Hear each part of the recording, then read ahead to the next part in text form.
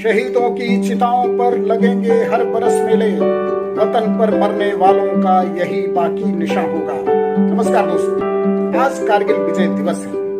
अपने उन जवानों के शौर्य को याद करने का दिन, उनके पराक्रम को याद करने का दिन, जिन्होंने 18,000 फीट ऊंची कारगिल की पहाड़ियों पर दुर्गम इलाकों में पाकिस्तान के नापाक मंसूबों को ध्वस्त करते हुए अपनी जमीन की न सिर्फ रक्षा की थी, बल्कि दुश्मन को अपनी जमीन से खदेड़ कर भगा दिया था। पाकिस्तानी सैनिक बहुत ही बेइज्जत होकर, बेआबरू होकर यहाँ से भागने को मजबूर हुए थे, तो वापस जाना पड़ा था। पूरी दुनिया के सामने पाकिस्तान एक्सपोज हो चुका था।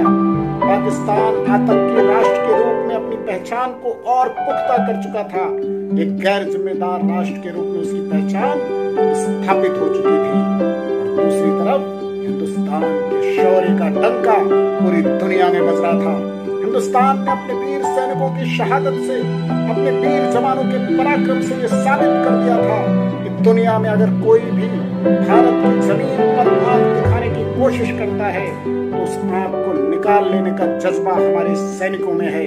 उसी जज्बे को सलाम करने के लिए आज मैं आपसे रूबरू हो रहा हूँ। तो उन रोमांचित पलों में भी आपको लेकर के जाना चाहता हूँ कि जब हमारे सैनिकों ने किस तरह से उस दुरूह दुर्गम इलाके में अपनी व्यूह रचना से पाकिस्तान के नापाक मंसूबों को ध्वस्त किया था। दोस्तों, 3 मई की घटना है जब एक चरवाहे ने आकर के सैनिकों को बताया था कि हमारे इलाके में दुश्मन आ गए हैं, संदिग्ध लोग आ गए हैं, शायद पाकिस्तान के सैनिक हैं। भारतीय सेना ने जब तस्दीक की, जब देखा, सबके होश उड़ गए। सत्ता में बैठे हुक्मरानों के होश उड़ गए, हमारे सैन्य तंत्र रक्षा बल के होश उड़ गए। ये कैसे हुआ?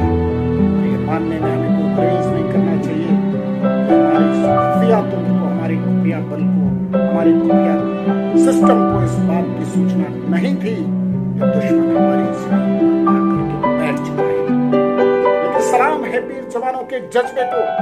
जैसे ही पता चला कि दुश्मन हमारी जमीन पर है, ऑपरेशन विजय की शुरुआत जब पॉलिटिकली हो गई, फैसला हो गया, पॉलिटिकल फैसला कि ऑपरेशन विजय चलाया जाएगा, अपनी जमीन को खाली कराया जाएगा। कूटनीतिक बातचीत पर्दे के पीछे फेल हो गई, दुश्मन वहां से जाने को तैयार नहीं हुआ।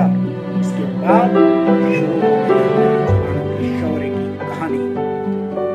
दुर्गम खाइयों से, पहाड़ियों से गुजरते हुए रात के वक्त उन पहाड़ियों पर चढ़ने का जो सिलसिला शुरू होता था, जब वो जवान एक के बाद एक अपने मिशन पर आगे बढ़े तो पाकिस्तान को पता चलता गया कि उसकी जमीन खिसकने वाली है। लड़ाई मई से जुलाई तक चली। बहुत ही कठिन लड़ाई थी, बहुत ही दुरूह लड़ाई थी, क्योंकि ऐसे इलाके में लड़ी जा रही थी जहां पर ऊंची पहाड़ियों पर दुश्मन बैठा हुआ था और हम नीचे से ऊपर की ओर जा रहे थे।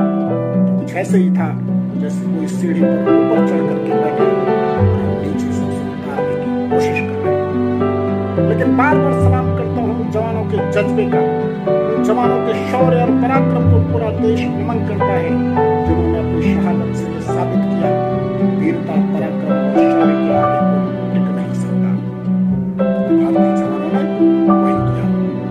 देश के प्रधानमंत्री उस समय अटल बिहारी वाजपेयी थे। कुछ महीनों पहले ही फरवरी में लाहौर की बस यात्रा करके आए थे। उनको बहुत ही दुख हुआ, बहुत ही पीड़ा हुई। उन्होंने नवाज शरीफ को, पाकिस्तान के तत्कालीन प्रधानमंत्री को फोन किया कि आपने बहुत बुरा सलूक हमारे साथ किया है। नवाज शरीफ ने कहा कि मुझे तो इसकी जानकारी ही नहीं, पता करना। जैसा पाकिस्तान का स्वभाव है, पाकिस्तान का चरित्र है, सेना ने अपना ऑपरेशन पूरी तरह से अंजाम दे दिया था और वहां के हुक्मरान शायद इस बात से अनजान थे। लेकिन जब उन्हें पता चला तो वो भी इस मिलीभगत में शामिल हो गए और हिंदुस्तान को किस तरह से परेशान किया जाए इस मुहिम में वहां का सत्ता तंत्र भी भले ही मजबूरी में लेकिन शामिल हो गया। लेकिन भारतीय जवानों का मिशन शुरू हो चुका था। हमारे जवान खाइयों से, दुर्गम पहाड़ियों से गुजरते हुए ऊपर की ओर चढ़ रहे थे। हमारी वायुसेना ने दखल दिया। हमारी वायुसेना ने उनके कैंपों को ध्वस्त करना शुरू किया। MiG-27, MiG-29 का इस्तेमाल हुआ और एक समग्र ऑपरेशन में हमारे सैनिकों ने विजय हासिल की। लंबी लड़ाई चली, काफी दिनों तक लड़ाई चली। हमारे 500 से ज्यादा जवान शहीद हुए, करीब 1300 से ज्यादा जवान घायल हुए, लेकिन पाकिस्तान के 3000 से ज्यादा सैनिकों को हमने मारकर गिराया। उनकी मौत हो गई, उनके हजारों जवान घायल हुए और कई मैदान छोड़कर भाग खड़े हुए। पाकिस्तान गिड़गिड़ाता हुआ अमेरिका के पास पहुंचा। अमेरिका जो उससे सहानुभूति रखता था, नवाज शरीफ जो उनके महीने में, बिल क्लिंटन उस वक्त वहां के राष्ट्रपति थे, उनके पास पहुंच करके फरियाद की कि भारत हमारे खिलाफ समग्र युद्ध छेड़ सकता है, वो हमारे खिलाफ वायु शक्ति का इस्तेमाल कर रहा है। अमेरिका ने मजबूरी में दो फरमान सुनाया कि आप बिना शर्त वापस वहां से नहीं होते हैं तो इस युद्ध की जिम्मेदारी आपकी होगी। क्योंकि अमेरिका समझ चुका था।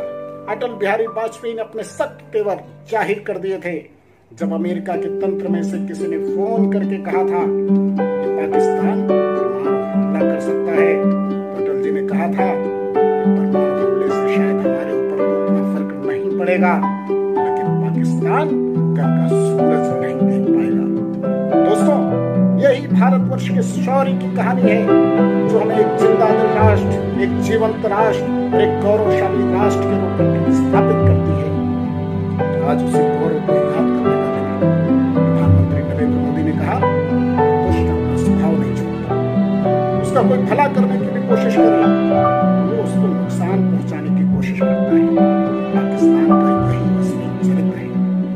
नरेंद्र मोदी भी प्रधानमंत्री बने 2015 में। दिसंबर 2015 में अफगानिस्तान की यात्रा के दौरान बीच यात्रा में वो कराची पहुंच गए नवाज शरीफ से मिलने के लिए।